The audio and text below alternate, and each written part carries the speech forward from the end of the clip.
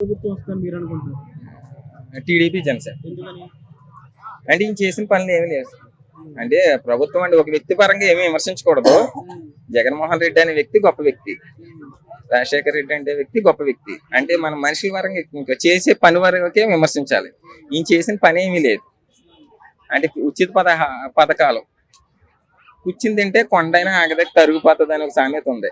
అదే సిచ్యువేషన్ లో ఆంధ్రాలో జరుగుతుంది. ఈ రోజు మేము ఇక్కడికి ఆంధ్ర నుంచి మాది మొగల్తూరు, నేను గోదావరి జిల్లా. ఇక్కడికి ఎందుకు వచ్చానంటే హైదరాబాద్ మీద ఉన్న అభిమానంతో వచ్చాను నేను. అంటే మేము ఎప్పుడు కూడా ఆంధ్ర వేరు తెలంగాణ వేరు అని ఎప్పుడు చూడం. అయితే ఇక్కడ ఉన్న అభిమానంతో వచ్చాం. అసలు ఎప్పుడు కూడా ఏర్పాటు లేదు. అక్కడ ఆంధ్రాలో అయితే ఏమీ లేదు, ఈయన చేసింది ఏమీ లేదు కూడా.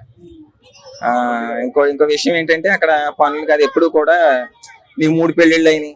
చంద్రబాబు నాయుడు అలాగున్నాడు వ్యక్తిగతంగా. 3 పెళ్లిళ్ళ వల్ల జాబ్ క్యాలెండర్ లేదు. ఈ 3 పెళ్లిళ్ళ వల్ల ఆయనకి రోడ్లు ఆగిపోలేదు. ఈ 3 పెళ్లిళ్ళ వల్ల పరిశ్రమలు రాకపోవడం ఆగిపోలేదు. ఈ 3 పెళ్లిళ్ళ వల్ల కొన్ని సంస్థలు ఏమి కొన్ని పరిశ్రమలు ఈ 3 పెళ్లిళ్ళ వల్ల పవన్ కళ్యాణ్ 3 పెళ్లిళ్ళు చేసుకున్నాడని ఆగిపోలేదు. కానీ ఈయన చేసే విమర్శలు అలాగ చేసి పని చేస్తే ఓటు అనేది బటన్ దగ్గర ఆటోమేటిక్ గా చేసే పనే తీసుకెళ్తుంది.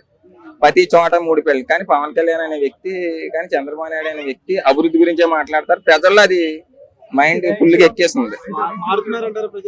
100% మారారండి, 100% మారారు.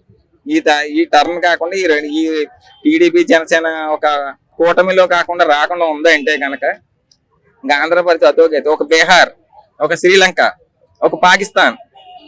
150 సీట్లు వచ్చినాయి. ఈసారి ఎన్ని వస్తాయి? 150కి ఆ పక్క 151 తీసేస్తారండి. 50 సీట్లు వస్తాయా? 151లో పక్కన 1 తీసేస్తారండి. 15 అండి. 15 వస్తాయండి. మా సీటు వస్తుంది రాదు అని అన్నది మాకు ఆంధ్రాలో డిసైడ్ చేసేది east Godavari, west Godavari decide చేస్తాయి. ఇప్పుడు కూడా డిసైడ్ చేశారు. 2 డిస్ట్రిక్ట్లే డిసైడ్ చేస్తాయి.